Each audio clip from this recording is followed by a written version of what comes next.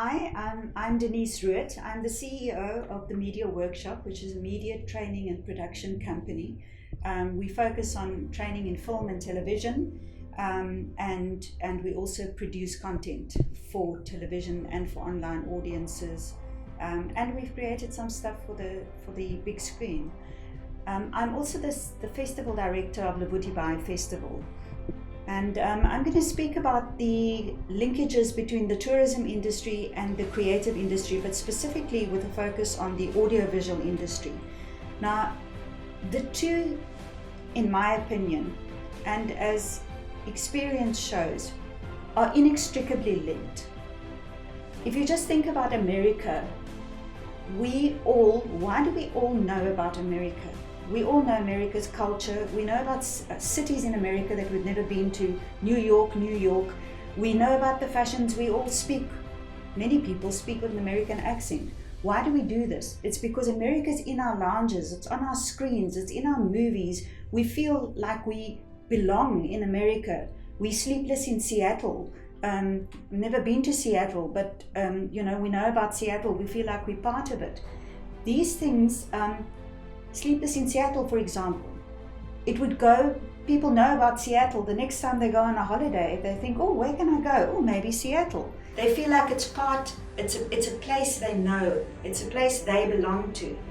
And this is the power of the audiovisual industry in creating a platform for your country, making the world aware of what you have. Now, in South Africa, foreigners looking at South Africa, what do they know? They know Cape Town, they know Johannesburg, they might know a bit of Durban. Do they know Port Elizabeth? Not really. They might know about the cars, but why don't they know about Port Elizabeth? It's because we're not screaming Port Elizabeth on the big screens. If you think, for example, I watched a beautiful series, I love British television, called Shetland. It's a crime series that's based on the Shetland Islands. It's got nothing to do with tourism. It's about crime and people being murdered on the Shetland Islands. But the thing is filmed so beautifully that if I had the money, I would love to go to visit the Shetland Islands because it shows the landscapes, it shows the people, it shows the culture. And Shetland has now become part of me and something that I want to see. So if you say the film industry and how it can promote tourism, I'm not talking documentaries or travel shows necessarily. Even those things are great. If people come and do a travel show in the Eastern Cape, in Port Elizabeth, the world can see what we have on offer.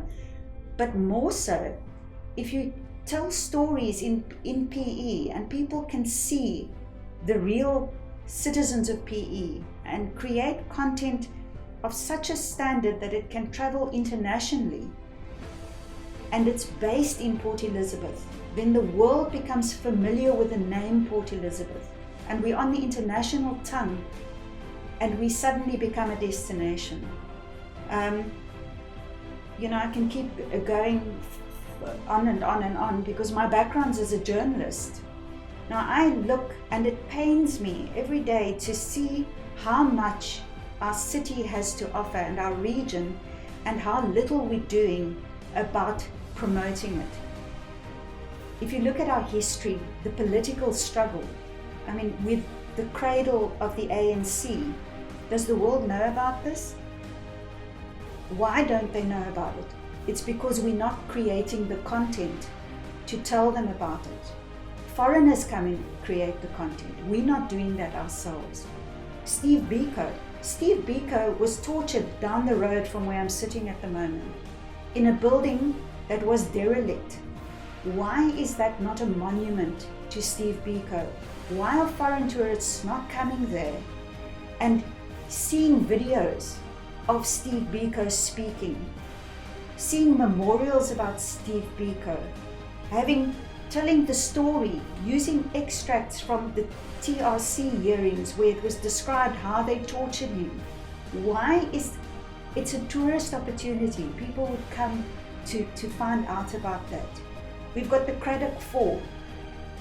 Everybody knows they were murdered just outside Port Elizabeth. These are grim stories, but they're important stories. if we were Americans, they would have reenacted it already. We would have had cinema releases of the Craddock Four. We would have had movies celebrating them with Denzel Washington playing the lead. Why are we not doing those things? We've got wonderful stories. We've got beautiful landscapes. Now the question is, why are we not telling the stories? And that's where the dilemma comes in. It's a sort of catch-22. Foreigners come in to tell the stories.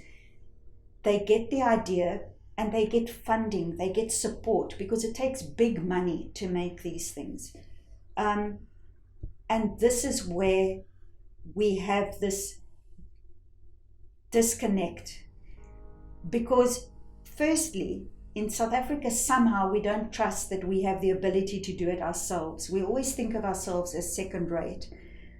There's also, it's very difficult to secure funding for film, because finding investors, it's not such an easy investment like investing in VW, for example, to make cars or whatever. You know, it's a more risky investment because you don't really know, it's not a tangible thing, and you can't always guarantee the results. The results are not long, immediately noticeable. How can you measure the results of how many people know about Shetland and visit the Shetland Islands because they saw the series?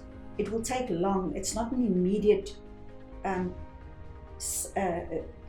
equation of return on investment. But these things do have results. And this is where, unfortunately, we are dependent on government funding, government support. And in the Eastern Cape, we're not getting that much of it. If you're looking at, everybody says the Eastern Cape needs more support. NFVF, Department of Arts and Culture, everybody says come to the Eastern Cape, support productions in the Eastern Cape. But there's still this belief that the Eastern Cape can't deliver. And maybe they've had bad experiences in the past. Maybe they've worked with the wrong people. But we do have people who can do it. And it's about finding those people, finding the stories, maybe partnering them with people who can help us, with international production companies. But let us tell our stories and show the world what we have, and they will come. It's like build it and they will come. I'm convinced of it. So I think I can carry on forever, but I'll leave it at that, and maybe it's given a few things to think about. With audio visuals, I think of the Red Location Museum, and it's always, but wait, there's more. But wait, there is more. The Red Location Museum, it's derelict. It's this beautiful building with amazing stories, but it's a dead place.